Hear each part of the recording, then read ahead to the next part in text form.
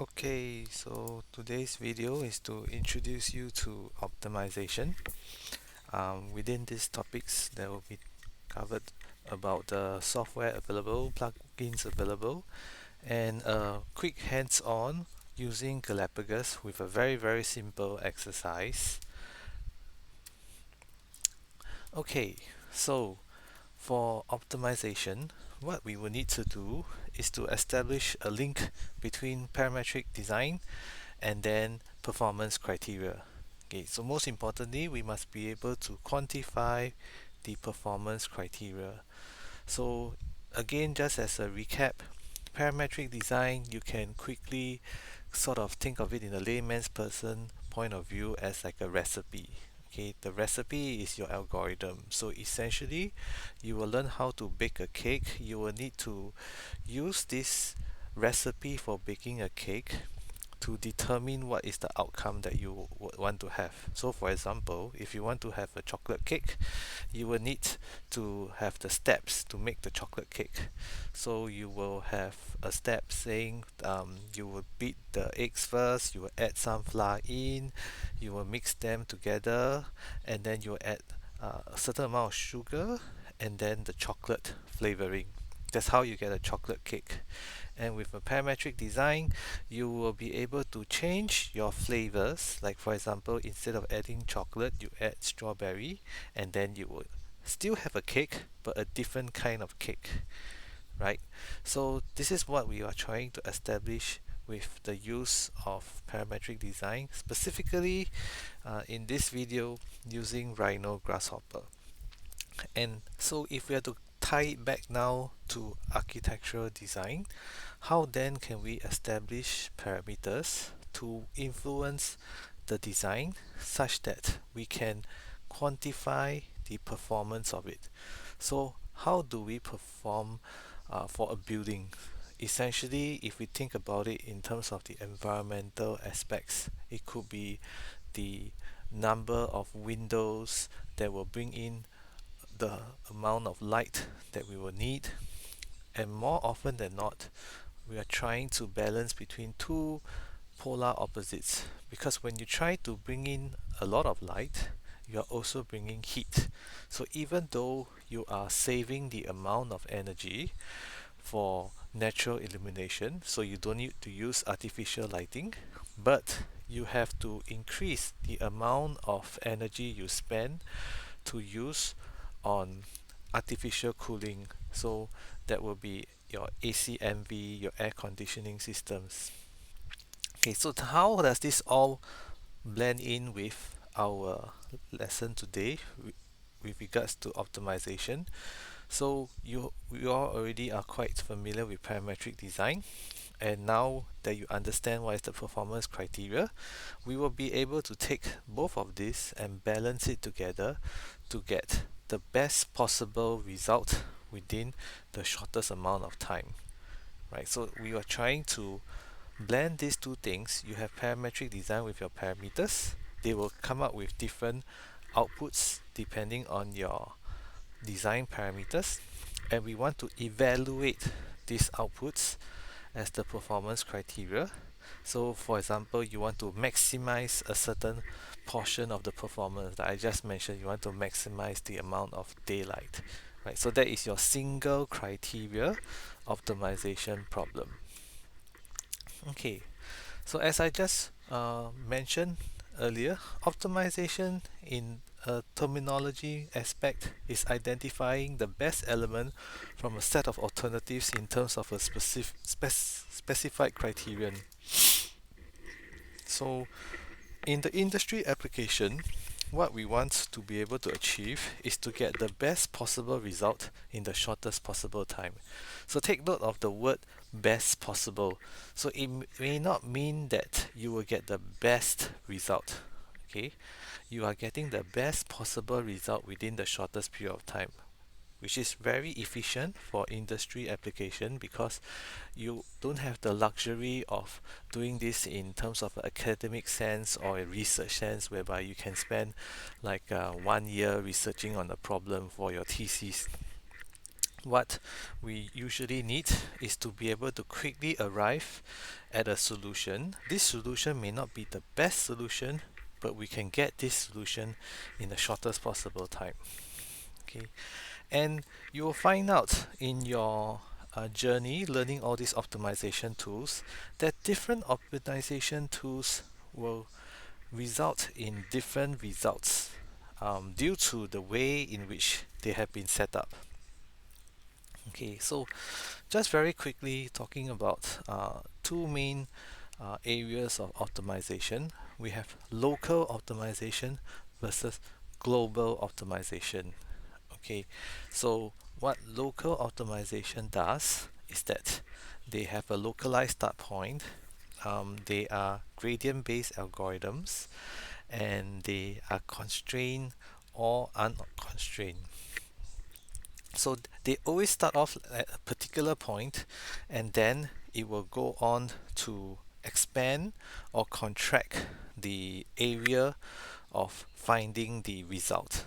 Okay. For global optimization, conversely, it's a multiple start point. So it can start at random areas, right, depending on the background algorithm of it. And this I this randomization allows you to identify different areas to start off trying to find your end result. So in a very good diagram or comic to understand this, we can begin to understand local optimization somewhat akin to this drawing on the right? So it's like you're trying to find a solution to your problem, and that solution to the problem could be trying to find the peak of a particular mountain. At the base of a peak of a mountain, you don't know where the peak is, right? Because it's very high up. Or you can generally see it, but you don't really know exactly which point it is. So for local optimization, that means that the algorithm itself helps you to fence up certain areas. And then within these fenced up areas, you try to find and to see whether or not this solution is getting anywhere. Okay, and then it will start having more and more fences within this optimization start point. But conversely, for global optimization, it starts off in a randomized sense, especially if it's using an evolutionary algorithm. So it kind of akin to how, like, you have parents, right, meeting together, and then they will have offspring. So it balances the use of Darwin's principle of survival of the fittest. So if the two parents have a good solution, then they will have a children that is nearby, that is spawned, that we will try to again determine whether or not this is a correct answer, and then after that keep reproducing within that particular zone. If they do not survive, meaning they don't give the correct answer, then it will randomize again at another general location and they will start to reproduce and see whether the results are correct or not. Okay, there are a lot of evolutionary algorithms out there. There is the genetic algorithm, there's the particle swarm optimization, simulated annealing, and ant colony optimization. So the first and third ones are available within the Galapagos plugin of Grasshopper, whereas the particle swarm optimization and ant colony appears in other plugins that we will mention on later. Okay, so in terms of architectural design automation softwares available on the market right now, we have Revit Dynamo, we have Design Builder, and of course Rhino Grasshopper. So for Revit Dynamo, there is a further development within Dynamo's ecosystem called Optimo, which integrates geometry creation, simulation, and optimization. So essentially, the background towards this optimization algorithm is the Pareto-based NSGA2 algorithm. So it's multi-objective and uses a genetic algorithm. For Design Builder, it's also using the same algorithm, and Rhino Grasshopper comes already pre-built with Galapagos. Okay, all the plugins below are free to use, but the other four located on the right of Galapagos requires you to go to Food for Rhino to download and install. Okay, so we have Opossum, Goat, Silver Eye, as well as Octopus. Okay, so Galapagos is single objective, which we will come to later on, which means that you will only be able to get at a single objective. So for example, you want to maximize a certain parameter, or you want to minimize a certain parameter or outcome. This is the same for Goat, which is a localized optimization um, plugin, as well as Silver Eye. And then we have Opossum and Octopus, which offers both single objective and multi-objective. So for Galapagos, it is the pros of it is that it's very flexible and easy. It's already pre-built within Rhino Grasshopper. It is progressive, so you can stop it at any point of time and then look at the results that it has given to you. The cons is that because it uses the evolutionary algorithm, as we mentioned, it's always doing it randomly, right? It does not perform as quickly as the other algorithms does. Okay, because it's always doing a random job, right? It doesn't pre-fence the possible solutions. Okay, so for Silver Eye is single objective and use an evolutionary algorithm called the particle swarm optimization, which we briefly talked about just now. And then we have Goat. Okay, so Goat uses direct optimization. So that is how you derive this abbreviation. The direct optimization is actually a deriding rectangles algorithm for global optimization. Okay, then we have Opossum, which offers single and multi-objective. Within these two different objectives, they also offer different algorithms to derive this kind of optimization outcomes, right? So for single objective, they use a mathematical formula called the RBF op. They also have evolutionary CMA-ES. For multi-objective, they also adopt RBF M-opt and then N-colony optimization, NSGA2, which is similar to Dynamo Optimal, as well as particle swarm optimization.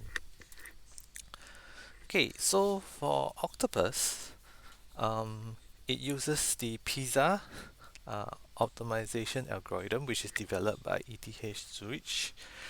And PISA evaluates candidate solutions, select the possible promising candidates from the above evaluation, and then generates new candidates by having different variations of the above selection. So it tries to build in a kind of a evaluation intelligence to quickly fine-tune where it wants to do its possible analysis to. Okay, uh, in a nutshell, the essence is to determine your fitness function, which means how are you able to quantify what you want to optimize into a minimal or maximal function if you are using a single objective optimization algorithm. So, for example, for Galapagos, right, it's a single objective optimization. So you can only choose whether you want to maximize the output evaluation or to minimize. So, for example, if you want to minimize the structural deflection of your design, or you want to maximize the illumination into your design. For Galapagos, you can see from here, this is how the plugin works. The interesting thing is that instead of doing the conventional connection of your parameters from left to right, and in which you connect from another command to the Galapagos command by connecting via the semicircle nodes, what you do is you have to drag from the Galapagos command to the other commands that you want to have. For example, your parameters to optimize versus your fitness function, your fitness outcomes. Okay, this is again more of the interface which we will fly through because we are going to run that through later on. Okay, so this is just to give you a build example that I have as part of my practice, Lian Architects, where we were invited to create this furniture for this exhibition called Unnatural Phenomena in 2019 as part of the Singapore Design Week Singapore Festival. So we were matchmade with this very good um, marble company called Stone Emperor, and we they have this technology with their Indonesian counterparts MN Gallery that is able to bend marble at high heats to conform to shapes that we want to create. So in this case, what we are trying to achieve is that instead of the designer prescribing how we would want to design a marble table, we come up with a way in which we want to develop a sustainable um, approach. So instead of carving the marble, we bend the marble, and as you can see here, we result in significantly less wastage of material, and our optimization um, algorithm, as you can see here, it's a parametrically designed using Grasshopper. We have a cluster of inputs that determine the location of each point of the surface, and we will use Galapagos to randomize how each of the curves mutate itself. So if I just scrub this through to make it faster, so you can see it's going and evaluating a lot of outcomes, right? So what happens is that from all of these genomes that we create, we evaluate them based off on time, material, efficiency, and structural stability to arrive at the final um, prototype, which we then built for and fabricated for the exhibition. So essentially, this is very thin. Um, I think it's as thin as 13 mm at certain areas, up to 18 mm. But it is very strong. I can stand on it. 80 kilo adult can stand on it, and it will not bend or crack. Okay. Yes. So that's the theory portion of the video. And what we will do now is to have a quick example of using optimization. Okay, this is a very simple example. Okay, so what do we mean by a very simple example? Say for example, we want to find a result of multiplication. Okay, I'm creating a number slider from 1 to 10, and I will duplicate it. Okay, and then now I want to use a multiplication command to multiply between A and B. Okay. And this will be my number result, and I will just use the panel to visualize the outcome. Okay, so as of now, a slider from 1 to 10, right? The minimum value, 1 multiplied by the minimum value here is 1 to 1. 1 to 1 times 1 equals to 1. Okay, so if I change this, 10, then 10 equals to 100. So that makes sense, right? From a human point of view, we definitely know a slider that goes from 1 to 110, two sliders that go from 1 to 10 will always have a result for a maximum. um, if you want to maximize that, it will definitely be 100. Okay, so but for using Galapagos, right? So as we mentioned just now, we need the genome. So the genome will be these two parameters here, these two sliders as our parameters. So I need to connect from the genome here, left clicking on the semicircle and going to here. So to have multiple inputs, I have to hold on to shift on my keyboard and connect this here. Okay, so these are my two genomes, two parameters that determine, and then this is my outcome, which is my fitness function, the number. Okay, so now we will double click here, and now we want to maximize. Okay, we will talk about this later on. So under solvers, I can just quickly start. Okay, so you will see here that it's generating a lot of iterations as we are talking, right? And as I said, it's trying to get the best possible result in the shortest amount of time without any pre-built intelligence. So in this case, there is no artificial intelligence that allows the computer to interpret whether or not the maximum value that is from two sliders from 1 to 10 should be 10 times 10 equals to 100. Okay, what is happening now is optimizing and trying to use a genetic algorithm. In this case, this is the first one that has been used, which is the evolutionary solver, right?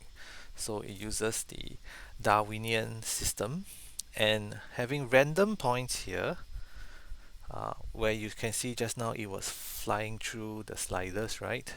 At random points, maybe it was 10 times 2 or 8 times 7, and it will come up with all these results. So even though he has arrived at a good result in the beginning, which is 10 times 10 equals to 100, it still continues to do different iterations.